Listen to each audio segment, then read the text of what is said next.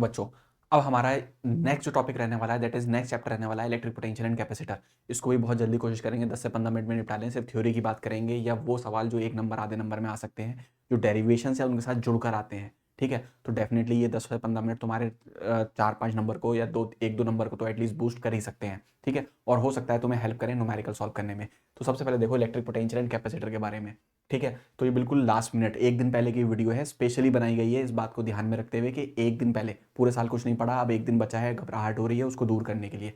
तो देखो यहाँ पर हमारे पास फॉर एग्जाम्पल क्या है, एक पॉइंट चार्ज दे रखा है क्यू, इससे कितनी डिस्टेंस पर आर, हमें एक पॉइंट दे रखा है पी, वहां पर हमें पोटेंशियल फाइंड करना है, यानी क्या फाइंड करना है, इलेक्ट्रिक पोटेंशियल।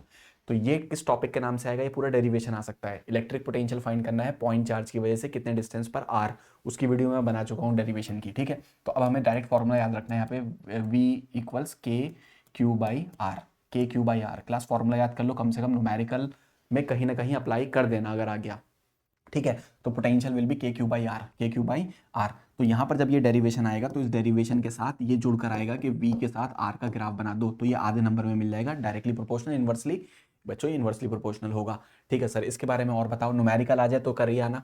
के Q by R formula, point charge की वजह से कितनी दूरी, r दूरी पर, p पॉइंट पर पोटेंशियल का फॉर्मूला, ग्राफ जुड़कर आएगा, बना देना। ठीक है सर, बना देंगे। आगे बताओ सर, इसमें थ्योरी क्या आ सकती है, थ्योरी बताओ सर। थ्योरी ये आ सकती है, इलेक्ट्रिक पोटेंशियल डिफरेंस एक्सप्लेन करना है तुम्हें। इलेक्ट्रिक पोटेंशियल डेरिवेशन आएगा ना, तो इसके साथ जोड़ सकता है इलेक्ट्रिक पोटेंशियल डिफरेंस क्या होता है। इलेक्ट्रिक पोटेंशियल या इलेक्ट्रिक पोटेंशियल डिफरेंस को एक नंबर में डिफाइन करना है। तो देखो बहुत सिंपल है, 10th क्लास में भी रहा है ये पॉइंट ए है, ये पॉइंट हमारा कितना है बी। ए का पोटेंशियल कितना वी ए, बी का पोटेंशियल कितना वी बी। यहाँ पे एक चार्ज है क्यू, इसको ले गए हम ए से डब्लू, सॉरी ए से बी, वर्क डन कितना हुआ डब्लू, ए से बी वर्क डन कितना हुआ डब्लू।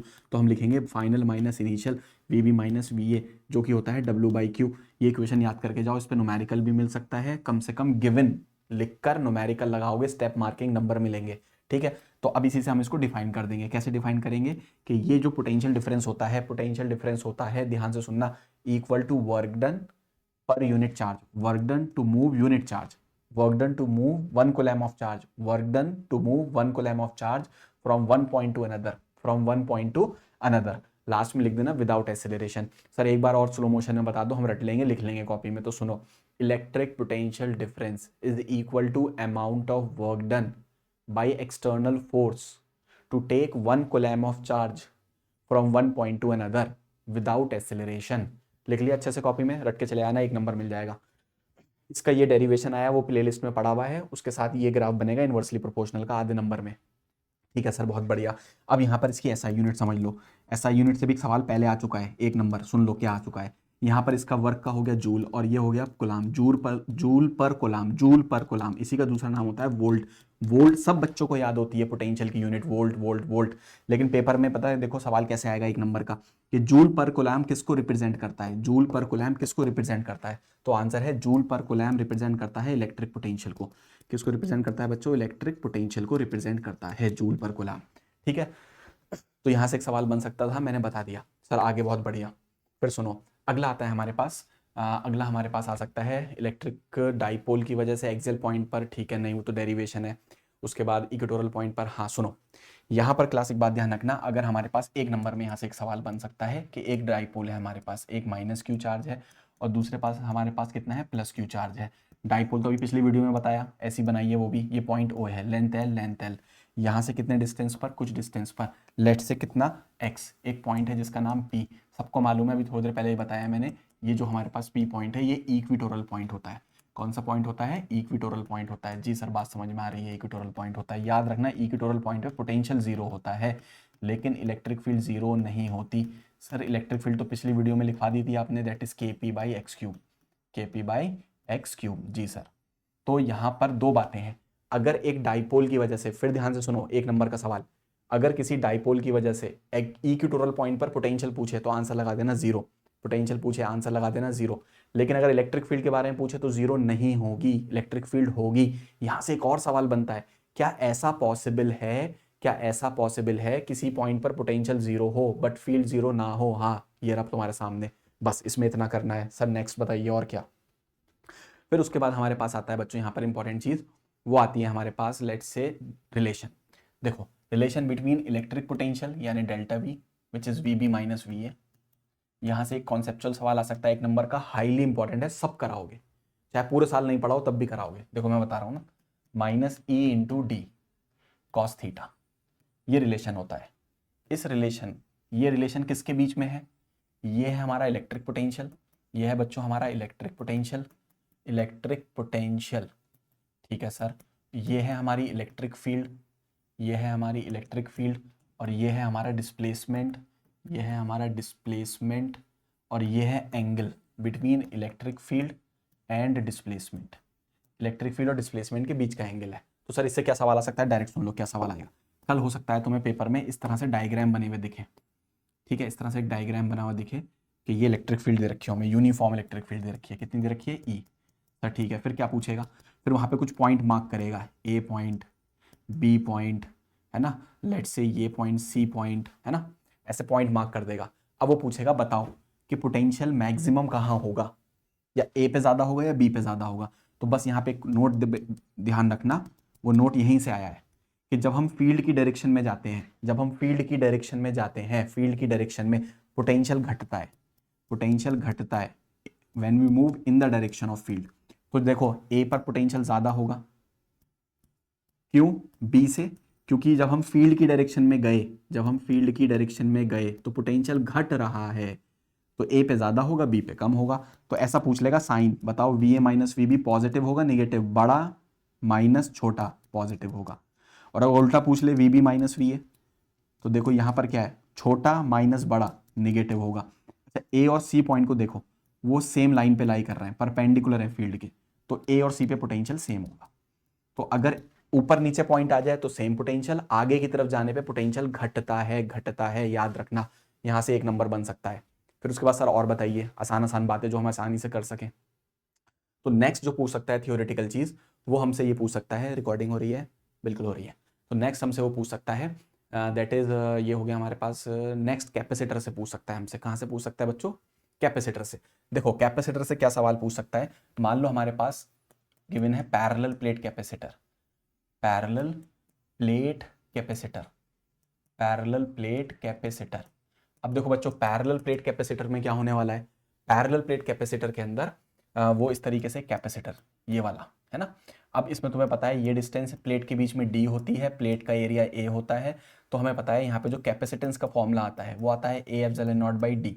इसका डेरिवेशन वीडियो में पढ़ा हुआ है, ठीक है, A epsilon not by D आता है, ठीक है सर। तो यहाँ पर कुछ बातें पूछ सकता है, वो क्या पूछेगा कि मैंने इनके बीच के डिस्टेंस को हाफ कर दिया, डिस्टेंस को हाफ कर दिया, तो बताओ कैपेसिटेंस पे क्या फर्क पड़ेगा। ये डायरेक्टली इन्वर्सली, इन्वर्सली डी कम होगा तो सी ज्यादा होगा, तो यानी कैपेसिटेंस 2 टाइम्स हो जाएगा, ठीक है सर, कर आएंगे, बहुत सिंपल है।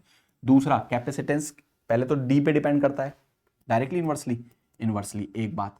दूसरी बात सर और बताइए, दूसरी बात यहाँ पर है कि ये जो कैपेसिटेंस है वो डायरेक्टली प्रोपोर्शनल है किसके, एरिया के, किसके है, एरिया के। अगर मैं एरिया को डबल करूंगा तो कैपेसिटेंस भी डबल हो जाएगा सर, बहुत बढ़िया।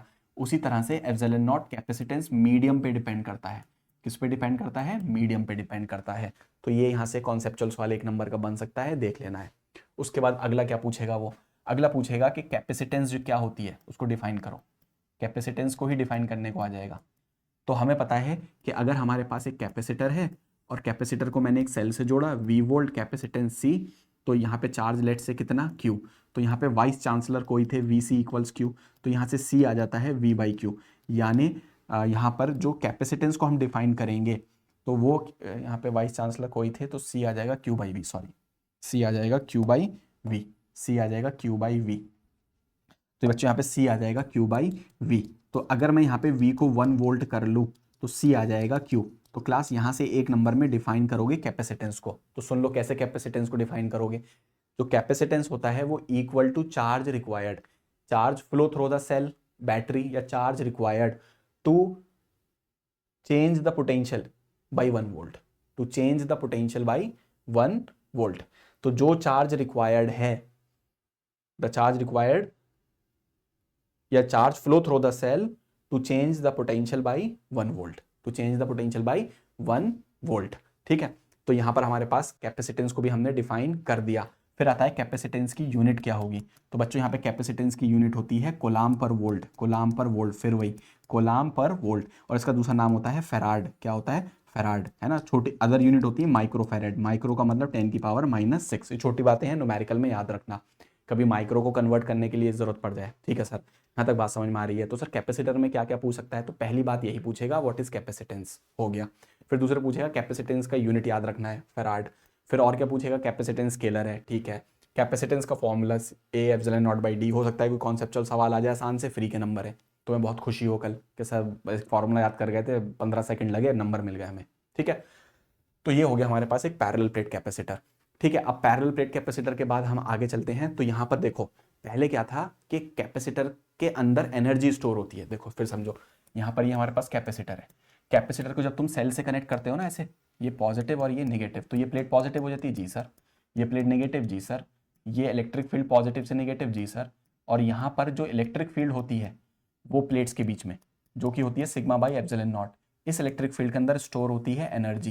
क्या ध्यान सुनना, कल हो सकता है नंबर मिल जाए यहाँ से। क्या स्टोर होती है? एनर्जी। पहले इस एनर्जी का फॉर्मूले का डेरिवेशन था, अब नहीं है सिलेबस में, तो पक्का या तो यहाँ से न्यूमेरिकल आ रहा है, या इस एनर्जी का फॉर्मूला ही डायरेक्ट एमसीक्यू में मिल सकता है। तो यू याद करके जाने में कोई बुराई नहीं है, ½ Q²/C होता है, ½ Q × V होता है, और ½ CV² होता है, ½ CV² होता है। ये तीनों फॉर्मूले कोई बुराई नहीं है बच्चों याद करके जाने में। ठीक है, तो सर इसको यूज कैसे करेंगे? जब एनर्जी स्टोर इन कैपेसिटर का सवाल आएगा, पेपर में ढूंढना कल, एनर्जी स्टोर, ये तो डायरेक्ट एमसीक्यू में मिलेगा ये। अच्छा, एमसीक्यू में तीनों ऑप्शन हो सकते हैं, AB, BB, CB, और D होगा ऑल ऑफ द अबव, तो ऑल ऑफ द अबव पे लगा देना। उसके बाद अगर इस पे न्यूमेरिकल आ जाए तो फटाफट सारा डेटा गिवन लिखना, गिवन देख के देखना किस में फिट हो रहा है, जहां फिट हो रहा है वहां फिट कर देना। ठीक है, तो सर ठीक है, बहुत बढ़िया, हम याद रखेंगे एनर्जी के बारे में। एनर्जी की यूनिट क्या होती है? अपनी जूल होती है। ठीक है सर, याद रखेंगे, ये हो गया। और बताओ सर, तो यहां पर सबसे खतरनाक चीज, 100% मान के चलो कुछ ना कुछ मिल रहा है यहाँ से, that is energy density. That is energy density. Energy density, इसको मैं छोटे यू से बना रहा हूँ। सर ये होता क्या है? सबसे पहले इसके बारे में एक लाइन याद कर लो, it is energy per unit volume. तो इसको डिफाइन कैसे करोगे? It is energy divide by volume, energy per लिख लो यूनिट वॉल्यूम। ठीक है सर, इसका फॉर्मूला बता दो। इसका फॉर्मूला बहुत काम का है, क्लास कल एमसीक्यू में लग रहा है, बस लिखा हुआ है। अगर लिखा हुआ मिल जाए ना तो पेपर के बाहर आके थोड़ा सा शोर मचा देना कि सर रात में पूरी रात पढ़े थे, आपकी वीडियो देख ली थी और मिल गया फॉर्मूला, ½ε0 या इसी पे फॉर्मेट पे मिलेगा थोड़ा बहुत। ठीक है, तो ये थोड़ा बहुत इसमें चेंज कर सकते हैं, वॉल्यूम को इधर भी ला सकते हैं। देखो ये क्या है? Energy upon volume. और अगर मुझे यहाँ से एनर्जी का फॉर्मूला चाहिए हो एक और, तो इसके नीचे जो वॉल्यूम है मल्टीप्लाई में लियो, ½ε0 और वॉल्यूम होता है A × D। वॉल्यूम क्या होता है यहाँ पे? A × D। ये तो होगा एरिया इंटू लेंथ वॉल्यूम। तो ये फॉर्मेट भी मिल सकती है एमसीक्यू में, ये भी मिल सकता है एमसीक्यू में, दोनों में से कोई भी एक शक्ल हो सकती है, अच्छे से देख लेना, दोनों में से कोई एक मिल रहा है। ठीक है, तो ये एक नंबर तुम्हारा यहाँ से एमसीक्यू में बन जाएगा। ठीक है, तो ये हो गया एनर्जी से रिलेट करता हुआ सारा कॉन्सेप्ट। कैपेसिटर हो गया डेफिनेशन, एनर्जी से रिलेट करने वाली बात हो गई। उसके बाद यहाँ से और क्या डिफाइन करवा सकता है हमसे? मान लो फॉर एग्जाम्पल एक चीज़ और ध्यान रखो यहाँ पर, मान लो हमारे पास एक कैपेसिटर है। ठीक है, कैपेसिटी कितनी है? C। हमने क्या करा, इस कैपेसिटर के अंदर एक मीडियम भर दिया, और मीडियम का डाइलेक्ट्रिक कांस्टेंट कितना है? K। तो कैपेसिटेंस इंक्रीज हो जाता है मीडियम में, और कितने टाइम्स हो जाता है? पहले का K टाइम्स। पहले का कितना? K times. पहले C0 था, अब कितना हो जाएगा? KC0। सर इसके बारे में, इसमें देखो कितना आसान है, मान लो कल न्यूमेरिकल कहीं मिल जाए तो छोड़ के क्यों आओगे? C0 दे रखा है 10 माइक्रोफैरेड। ठीक है सर, फिर हमने यहाँ पर एक मीडियम फिल करा जिसका K दे रखा है 6, तो बताओ कैपेसिटेंस कितना हो जाएगा? तो क्या मल्टीप्लाई नहीं कर सकते? 6 × 10, बिल्कुल कर सकते हैं। क्या? 60 माइक्रोफैरेड। सर क्या फिजिक्स इतनी आसान है? बिल्कुल इतनी आसान है। लो हो गया, K टाइम्स हो गया, खत्म बात। तो इस तरह का कोई सवाल मिल जाए तो प्लीज़ छोड़कर मत आना, कैपेसिटेंस दे रखा हो तो K से मल्टीप्लाई कर लेना, आ जाएगा आंसर। ठीक है, तो यहाँ से ये चीज़ भी हो गई। और यहाँ से क्या बना सकता है थ्योरी में सवाल? थ्योरी में और सवाल कहाँ से बना सकता है? बना तो बहुत जगह से सकता है, लेकिन एक रात पहले क्या कर सकते हैं हम लोग? यहाँ हो गया, यहाँ हो गया, यहाँ हो गया, यहाँ हो गया, बस क्लास इसमें से इतना ही करके जाओ, और अब मैं अगले चैप्टर के लिए बनाता हूँ वीडियो। ठीक है, सो अच्छे से करना, देख लेना इसको, बेस्ट ऑफ लक।